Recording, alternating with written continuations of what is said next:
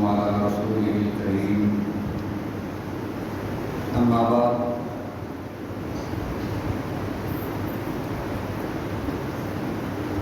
سیدنا انس بن مالک رضی اللہ تعالی عنہ بیان کرتے ہیں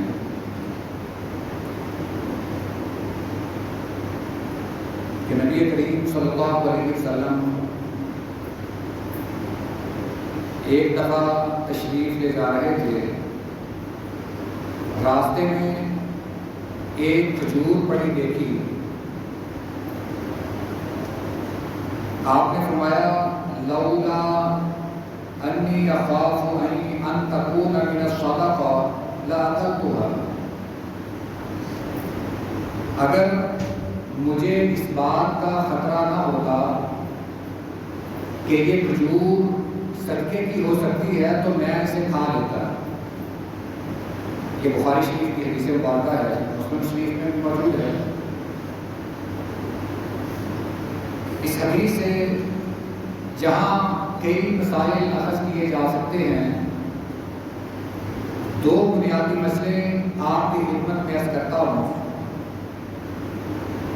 پہلی بات تو یہ کہ اگر آدمی کو کوئی راستے میں کھانے پینے والی چیز پڑی مل جائے تو اسے اجازت ہے وہ اسے کھا سکتا ہے، کیونکہ نبی کریم صلی اللہ علیہ وسلم نے وہ کھجور اس لیے تناول نہیں فرمائی، آپ کو شک تھا کہ کہیں یہ صدقے کی نہ ہو، اور آپ پر صدقہ حرام تھا، آپ صدقہ نہیں کھاتے تھے، بلکہ آپ نے فرمایا کہ میری آل پر بھی صدقہ حرام ہے، آپ نے وہ کھجور نہ کھائی۔ مگر آپ کا یہ فرمانا کہ اگر مجھے یہ خدشہ نہ ہوتا کہ یہ صدقے کی ہے، یہ ظاہر کرتے ہیں کہ راستے میں سے اگر کوئی کھانے پینے والی چیز مل جاتی ہے، اگر اس کا مالک موجود نہیں، کسی کی گر گئی ہے، تو وہ آپ کھا سکتے ہیں، وہ آپ کے لیے جائز ہے۔ دوسری بات جو اس حدیث مبارکہ سے یہ اخذ کی جا سکتی ہے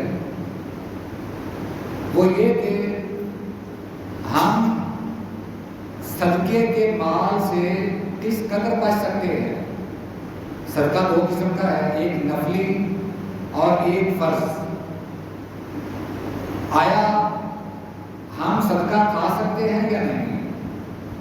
ایک جو نفلی صدقہ ہے، جیسے کوئی کھانا پکا کر بانٹ دیتا ہے یا آپ کی کوئی دعوت کر دیتا ہے، یہ بھی صدقہ ہے، آپ کو کھا سکتے ہیں۔ مگر ایک ہے جو فرض صدقہ، جسے ہم زکوٰۃ کہتے ہیں، عشر ہے، یا جو فرض صدقات میں جتنی چیزیں آتی ہیں وہ سبھی شامل ہیں، ان کا ہر آدمی کے لیے کھانا جائز نہیں۔ زکوٰۃ ہر آدمی کو نہیں لگتی۔ زکوٰۃ کا مستحق صرف وہ ہے جسے قرآن نے بیان کیا ہے، اور بعض اوقات آدمی کی حالت ایسی بن جاتی ہے کہ اس کے لیے زکوٰۃ کا مال جائز ہو جاتا ہے، پھر اس کے لیے اجازت ہے وہ کھا سکتا ہے۔ مگر ہمارے معاشرے کا المیہ یہ ہے کہ ہمیں کھانے پینے کے لیے مل جائے، چاہے وہ زکوٰۃ کا ہی ہو، ہم اس کے مستحق نہ بھی ہوں، ہم اس کو بھی کھا جاتے ہیں۔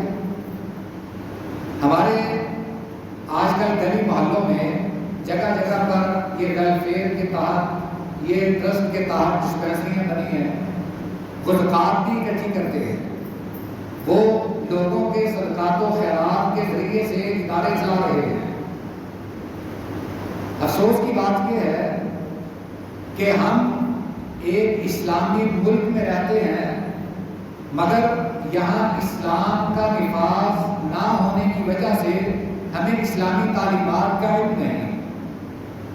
لوگ زکوٰۃ کا مال دھڑا دھڑ اکٹھا کر کے لوگوں پر لگائے جاتے ہیں۔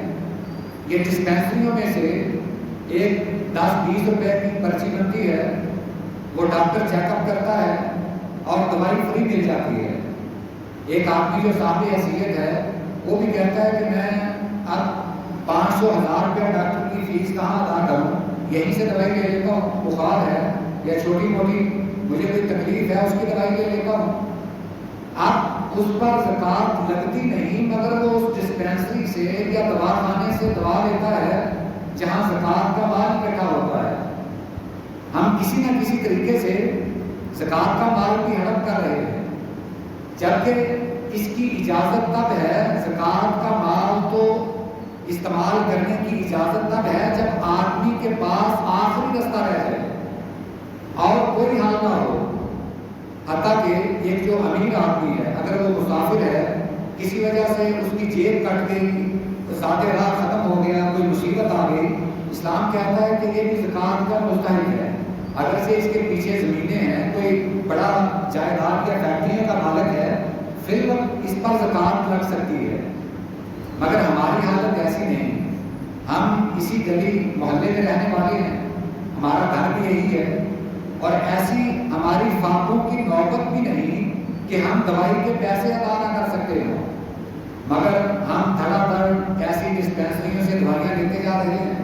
حالانکہ اصل مستحق تو وہ ہیں جو اپنا علاج نہیں کروا سکتے، جو اپنے پیسوں سے دوائی نہیں خرید سکتے، اور جو پیسے زکوٰۃ کے لگانے والے ہیں انہیں بھی شاید اس بات کا شعور نہیں کہ زکوٰۃ کا مال کہاں لگانا چاہیے۔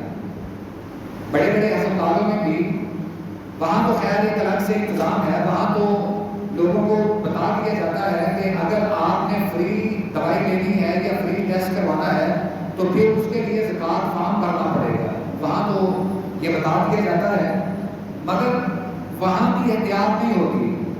لوگ صرف یہ سمجھتے ہیں کہ اگر کہیں سے سائن کروانے سے ہمارا یہ ٹیسٹ فری ہو جائے گا، ہمیں یہ دوائی فری مل جائے گی، تو پھر ہم اس کے پیسے ادا بھی کریں، جبکہ وہ ٹیسٹ یا وہ دوائی زکوٰۃ کے پیسوں سے فری دی جا رہی ہے۔ ہم وہاں بھی خیال نہیں رکھتے۔ یہ فرض صدقہ جو ہے اس سے بچنا بہت ضروری ہے۔ جو فرض صدقے کی اہمیت کو سمجھتا ہے وہ تو کبھی بھی زکوٰۃ کا مال نہیں کھاتا، وہ تو ہر ممکن کوشش کرتا ہے کہ زکوٰۃ کے مال سے بچا جائے، یہ صرف ان تک پہنچے جو ان کے مستحق ہیں۔ نبی کریم صلی اللہ علیہ وسلم نے ایک کھجور اسی لیے تناول نہ فرمائی کہ ہو سکتا ہے کہ یہ صدقے کی ہو۔ امام ابن حجر رحمہ اللہ نے مکمل تفصیل لکھی ہے کہ اگر راستے میں سے کوئی چیز مل جائے آپ اسے کھا سکتے ہیں، کیونکہ اگر وہ صدقے کی بھی ہے تو آپ آل نبی میں سے نہیں ہیں، آل نبی کا صدقہ حرام ہے، آپ وہ چیز کھا سکتے ہیں اگر وہ معمولی ہے۔ اگر کسی کا چینی کا توڑا گر جائے پھر تو آپ کو چاہیے کہ وہ اس کے حقدار تک پہنچائیں۔ آپ کی نیت پر منحصر ہے، ایک نیت ہے کہ یہ جس کی چیز گری ہے یہ اس تک پہنچ جائے، آپ نے کوشش کی اس تک نہیں پہنچی، اگر وہ خراب ہونے والی ہے تو آپ اسے استعمال کر سکتے ہیں، شریعت اس کی اجازت دیتی ہے۔ مگر ہم تو شاید آج کل یہاں تک پہنچ گئے ہیں، اگر کسی کی چیز گرتی ہے تو ہم اپنا پاؤں اوپر رکھ لیتے ہیں تاکہ اسے پتہ نہ چلے، یہ جائے گا تو میں اس کی چیز یہ اٹھا لوں گا۔ جب نیت یہ ہوگی پھر تو واقعی ہم گنہگار ہیں۔ تو ہمیں یہ چیزیں سمجھنے کی ضرورت ہے، صدقے کا مال کہاں خرچ ہونا چاہیے اور اس کے مصارف کیا ہیں، اس بات کا ہمیں علم ہونا چاہیے۔ زکوٰۃ کے مال سے ہمیں بچنا چاہیے۔ یہ جو گلی محلوں کی ڈسپینسریاں، دوا خانے، یہ جتنے بھی فلاحی ادارے جو زکوٰۃ کے مال سے چلتے ہیں وہ ہر کسی پر لاگو نہیں ہوتے، ہر کوئی ان کا مستحق نہیں۔ اللہ تعالیٰ ہمیں اس کی سمجھ بوجھ عطا فرمائے۔